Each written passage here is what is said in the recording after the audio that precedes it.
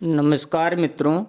आज मैं आपको वो 6 कारण बताता हूँ जिनकी वजह से ज़्यादातर लोगों की अस्पताल में मौत हो जाती है और वो सलामत घर वापस नहीं आते हैं।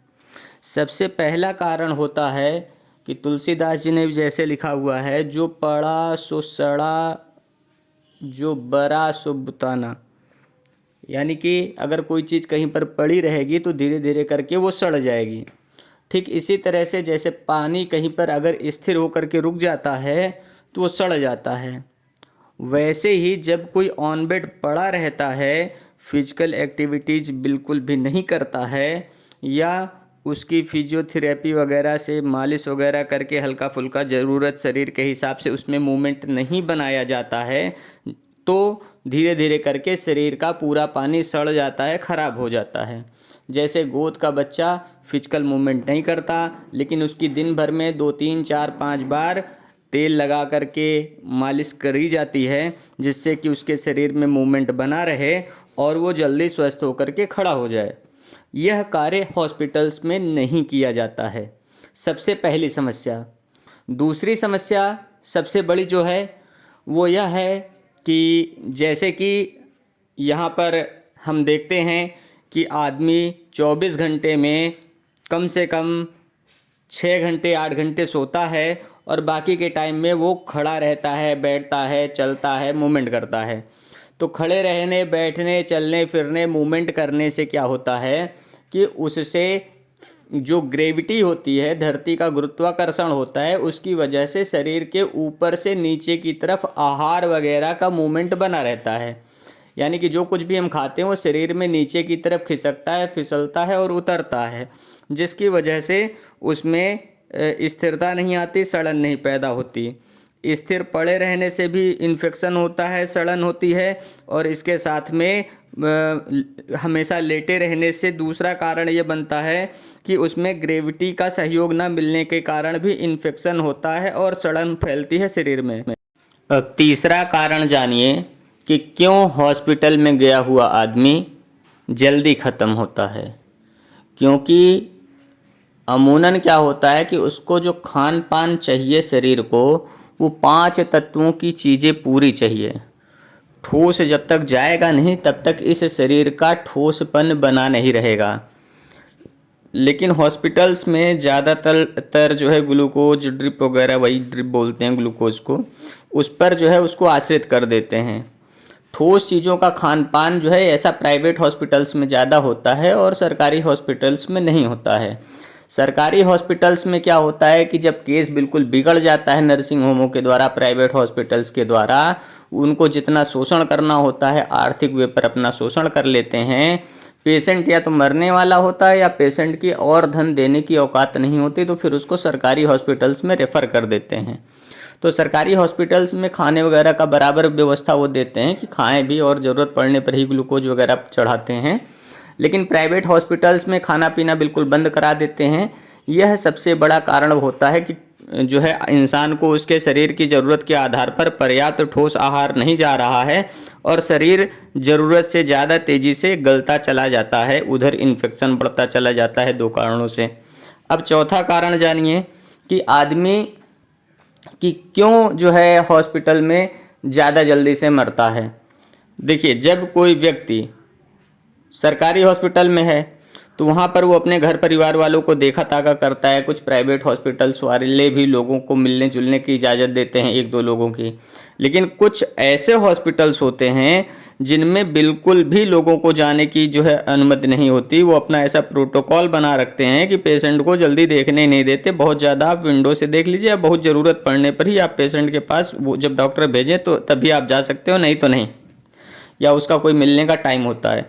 तो उससे क्या है कि पेशेंट अपने घर परिवार को देखता नहीं है, उसका प्रेम लगाव श्रद्धा खत्म होती जाती है और धीरे धीरे करके वो अपनी बीमारी समस्याओं के विचारों में इतना उलझता जाता है कि उसकी जीने की इच्छा बिल्कुल ख़त्म हो जाती है। और जब इंसान की अपनी जो है आत्मशक्ति, उसका बल छोड़ने लगती है, वो इंसान खुद से मरने की कामना करने लगता है, तो बहुत जल्द ही वो ख़त्म हो जाता है।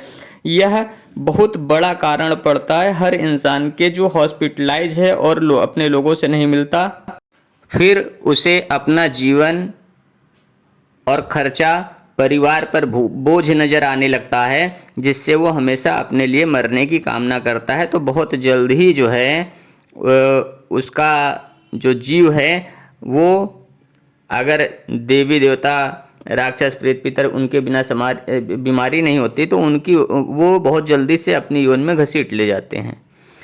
यह अहम कारण बनता है किसी भी इंसान के ख़त्म होने का। इसके अलावा जो व्यक्ति अगर खुद भक्ति तपस्या कर रहा होता है, सेवा श्रद्धा कर रहा होता है, तो एक तो जल्दी बीमार नहीं पड़ता।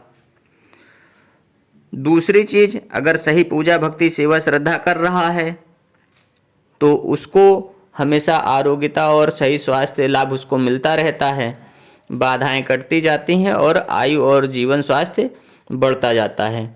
लेकिन अगर वो खुद नहीं कर रहा है तो उसके परिवार में अगर कोई अच्छा पूजा भक्ति करने वाला है तो उसकी वजह से समस्याएं कटती हैं। पूजा भक्ति पुण्य परमार्थ दान धर्म सेवा, ये जितने सुकर्म होते हैं इनका प्रतिफल जो है वो मिलता है। जो तपस्वी लोग होते हैं, श्रेष्ठ जन होते हैं, भक्त होते हैं, उनके दर्शन मात्र से तमाम समस्याएं कट जाती हैं। इसलिए अगर घर परिवार में कोई पूजा पाठी भक्ति वाला व्यक्ति है, वह अगर सामने आता जाता मिलता जुलता रहता है तो उसके दर्शन से भी तमाम कष्ट खत्म हो जाते हैं। लोग अब इस मर्म को, इस रहस्य को जानते समझते नहीं हैं। तो इस वजह से ज़्यादातर जो पूजा पाठी भक्ति मार्ग के लोग होते हैं उनको नकारात्मक दृष्टि से देखते हैं कि अरे ये अपना जीवन ऐसे बिता रहे हैं, ऐसे ही हैं।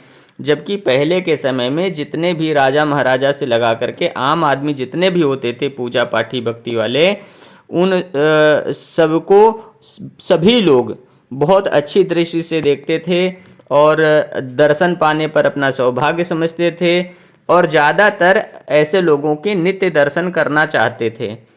इसी वजह से राज दरबार में कुल गुरु का, कुल पुरोहित का जो है हमेशा नित्य का स्थान होता था। लोगों के कुल गुरु कुल पुरोहित बनाए जाते थे, उनको बुलाया जाता था। कुल गुरु कुल पुरोहित खुद से भी आते थे। यह सब बहुत से ऐसे कारण बनते हैं जिसकी वजह से सुकर्मी लोगों का, भक्त लोगों का दर्शन करने मात्र से तमाम समस्याएं बाधाएं कट जाती हैं और इंसान के अंदर सकारात्मक विचार, सकारात्मक गुण ये अपने आप विकसित होते चले जाते हैं, जिसकी वजह से व्यक्ति का स्वास्थ्य और जीवन सुधर जाता है। जबकि जो प्राइवेट नर्सिंग होम है, जो बहुत ही ज़्यादा वीआईपी व्यवस्था अपनी दिखाते हैं, अपना भौकाल दिखाते हैं, वो पेशेंट को, पेशेंट के लोगों को, रिश्तेदारों को मिलने नहीं देते हैं। तो ऐसी परिस्थिति में जो है अच्छे लोगों का दर्शन ना होने के कारण, किसी की मदद ना मिलने के कारण हॉस्पिटल में वैसे भी अनगिनत लोग मरे होते हैं बीमारी बाधाओं के द्वारा।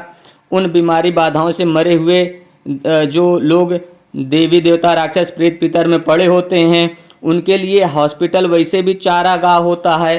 हॉस्पिटल में जो है अनगिनत तमाम बाधाएं ऐसे भी घूम रही होती हैं। अगर व्यक्ति की अपनी आत्मशक्ति, अपना आत्मबल कमज़ोर हो जाता है या कोई आत्मबली व्यक्ति के दर्शन उसको नहीं प्राप्त होते हैं, सद्भावना रखने वाले व्यक्ति, अच्छे हृदय मन वाले व्यक्ति के दर्शन नहीं प्राप्त होते हैं, तो ये बाधाएं उस पर हावी हो जाती हैं। इसलिए जो हॉस्पिटल लोगों को मिलने जुलने नहीं देते, देखने नहीं देते, उठने बैठने नहीं देते, ऐसे हॉस्पिटल्स में अपने मरीजों को एडमिट बिल्कुल मत कराइए। अच्छे लोगों को अपने पेशेंट के दर्शन नित्य कराते रहिए।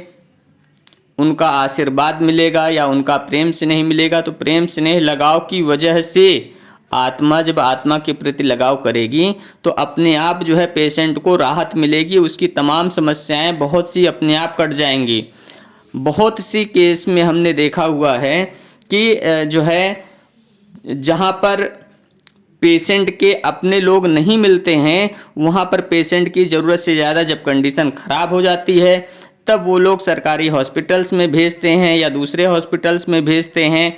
तो ऐसी कंडीशन पर क्या होता है कि ज़्यादातर सरकारी अस्पतालों में मृत्यु दर ज़्यादा होती है पेशेंट्स की। जब चूँकि बिगड़े हुए केस जाएंगे तो ऐसा होगा, जबकि सरकारी हॉस्पिटल्स में वेल एजुकेटेड डॉक्टर्स होते हैं और सरकारी एग्जाम्स वगैरह पास करके अच्छे डॉक्टर्स ही आते हैं सरकारी अस्पताल में, ध्यान रखिए।